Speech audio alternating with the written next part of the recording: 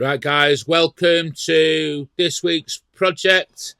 So this is a bit of a scrap wood project for you. So I've got some of that cupped wood that I need to get rid of. So I've got to stick to sort of small projects. I can't do sort of big, massive builds with it, but there's some of that and there's some scrap that's starting to build up again. So what I'm going to do, initially I thought I was going to do sort of 3 projects for the same product. So you sort of like, but I ended up doing 4. So you'll see at the end, there's 4 different styles of the same product for the same thing. I hope that's not too confusing. But anyway, you'll know what I mean near the end of the video. And I've got me lovely daughter demonstrating how they all work. So stick along to that. You'll meet Lily at the end of the video. So this wood, the big piece there, the 8x1, is a bit what, so I need to use it. I need to get some cut down, and then there's these pieces of scrap I've got. You can see me hanging baskets there in the background from my last project. So I'm just ripping this down. So on some of the comments I've had over the last sort of couple of months have been asking me how I got involved with woodworking, how I got myself involved with it, and I think it's just been a thing. It's always been there.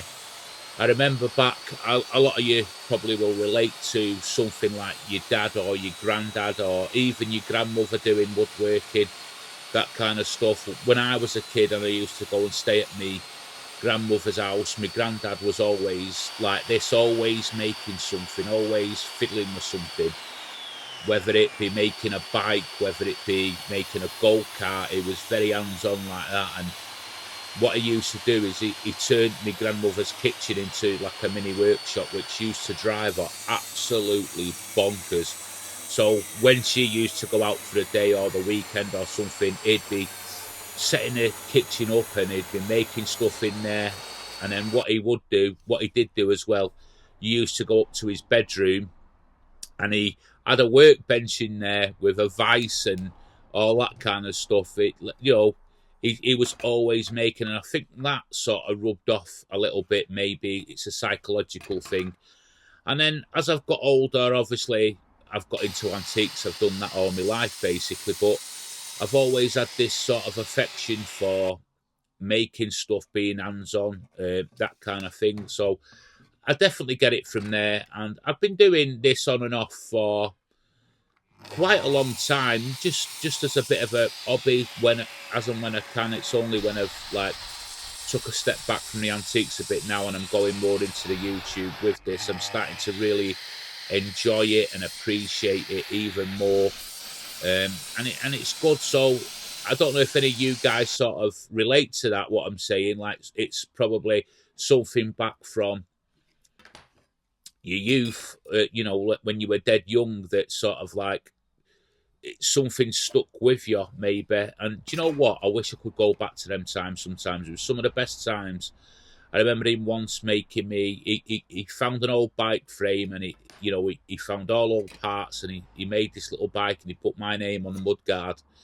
And it was the best bike. I still remember that bike, and I must have been 5, 6 years old, something like that, and it's always stuck with me. And other things, he used to make big gypsy caravans and horses, and then what he used to do is get wire coat hangers, and he used to form them into the shape of horses, then fill them full of paper and all sorts of bits of crap on the inside, and then you used to get like polyfillers and sculpt the horses. And believe it or not, he used to use human hair for the manes and the tails. He used to get hair off one of my aunties, one of his younger daughters, when she had an haircut, obviously. And he used to put that on there. And the big gypsy caravans he used to make out of wood, that honestly, they were amazing, absolutely amazing. I wish I still had some of them. I don't know, long since lost. I don't know where they've gone. None of the family seemed to have any, but he absolutely made loads and loads of them. But anyway, that's the story of that. So let's get back to the build. So this build here is 4 different sort of projects for the same thing, and I'm just marking out, cutting down, ripping down. Just be careful around power tools, that kind of stuff. took me back a bit, that little speech I just give you, but you know, I do apologise, but somebody did ask and I thought I'll just get it out, and that's what it does, doesn't it? It's the past sort of, you know, you can get tuck away. Like I just got tuck away with myself there. I could actually see myself in that kitchen making stuff with him. It was really, really strange as I was just talking then. So just make sure you can be accurate as possible here. It is really tough with this wood because it's all cut and all that kind of stuff. And when you put in sort of like cut wood and cutting it, just be really careful as well, especially around sort of power tools and saws. You don't get kicked back. If you can't make them cuts with it, or it feels too dicey, don't do that cut. So I'm just working out what styles here, and it's all about marking out and just getting the sort of dimensions right on what I'm doing.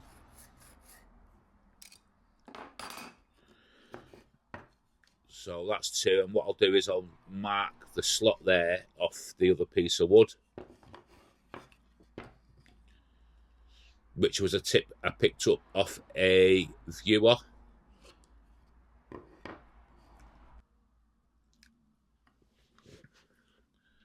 And I'm just transferring them marks over now. The beauty of this is like all them scrap woods, and then you know you're selling at fairs or on Etsy, and these are good sort of like, you know, you could sell them like, I don't know, not cheap, but you could. They're just sort of like fillers, aren't they? And it just boosts them profits if you want to sell them. And I think they look rather neat. You could paint them, stain them, customise them. That would add value to them. I will be doing a video on selling on various sites at some point, just with the experience I've gained through, obviously, my antiques business. When, you know, back in the day, your antiques were done sort of word of mouth, and you had shops and all that, and then online come along, and online now, as you know, I've got to sort of like accept it for what it is. There's no turning back. It has took over. It is killing the high street. It is, you know, especially here in the UK, and we know this, and we've got to sort of stop sort of moaning about it and accept it, move on, and make the best of what the future holds in the way of selling your items. Forget the days of having shops now are long gone. You know, here in the UK, the rents are massively high. Footfall's down because of the internet. And people, you know, it's the harsh truth is people are naturally lazy. So if they can sit at home, look at a picture and have it delivered straight to the door, they're going to do that. I'm the same. I buy a lot of stuff off Amazon. But when it comes to sort of, if I want sort of a specialist tool, I'd still like to go out and find that tool somewhere and have a proper sort of touchy-feely experience with it. So I'm just going in here with a force and a bit.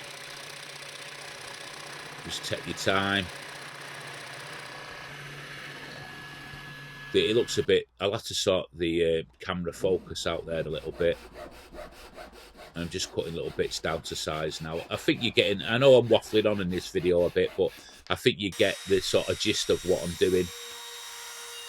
So just to make your project stand out from the crowd, just put that extra 5 to 10% extra effort into him, whether it be a little chamfer round over, something a little bit different, an extra bit of stain here and there, an extra coat of Danish oil or lacquer or something like that.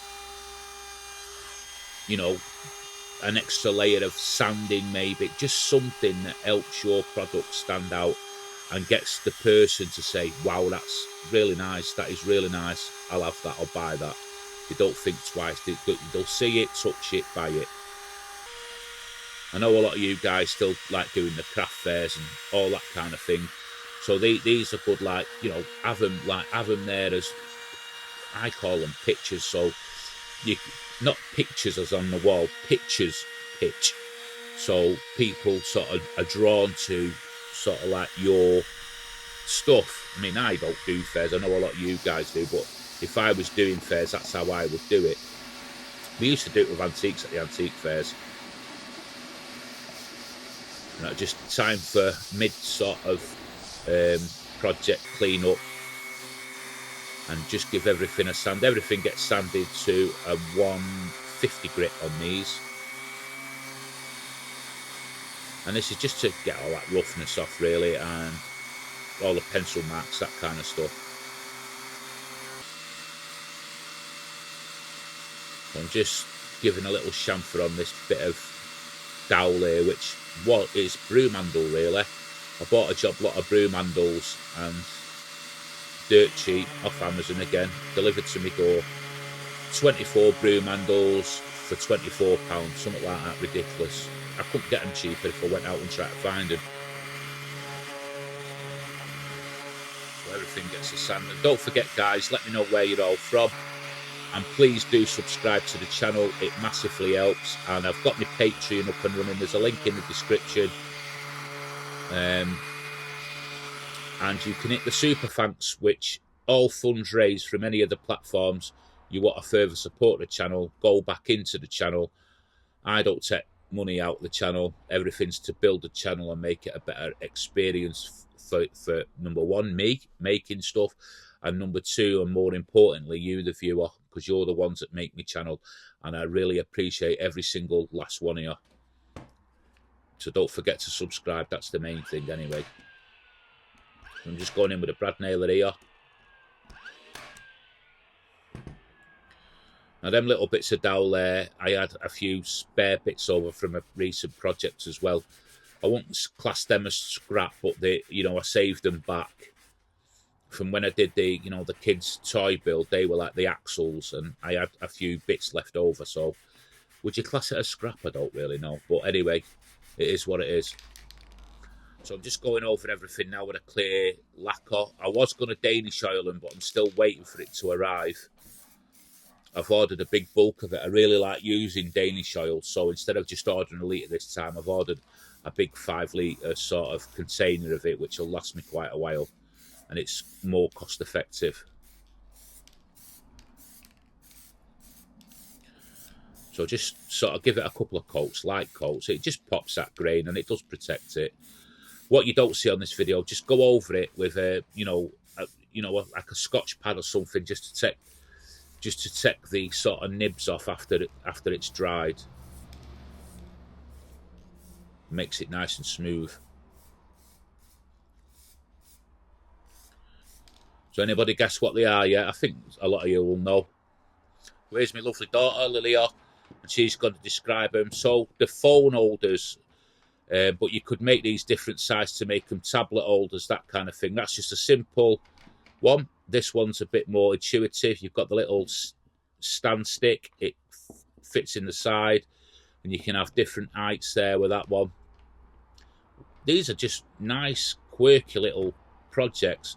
And everybody's got phones, aren't they? You know, at the side of a bed, on your bedside cabinet, on your side table, that kind of stuff. You know, there's different levels there to that one.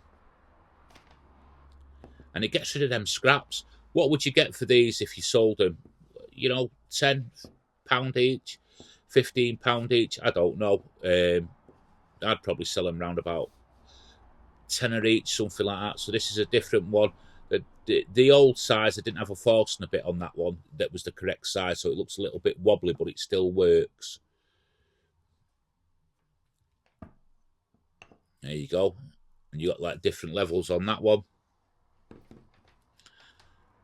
And this one is so simple, but I like it. Just 2 little bits of dowel running through the back of the wood, and it's a stand. How cool's that? Let me know in the comments, guys, what you think of it. Think of them 4 different ways to make a, you know, well, and there she goes. My stuff don't last 5 minutes, does it really? I won't see that again. And here's another little sort of close-up of them. You may have seen versions of these on the internet somewhere, but I thought I'd just show you my way of doing them. So guys, let me know what you think. You're all absolutely amazing. Thanks for watching, and don't forget to subscribe to the channel. Thanks, and on to the next one.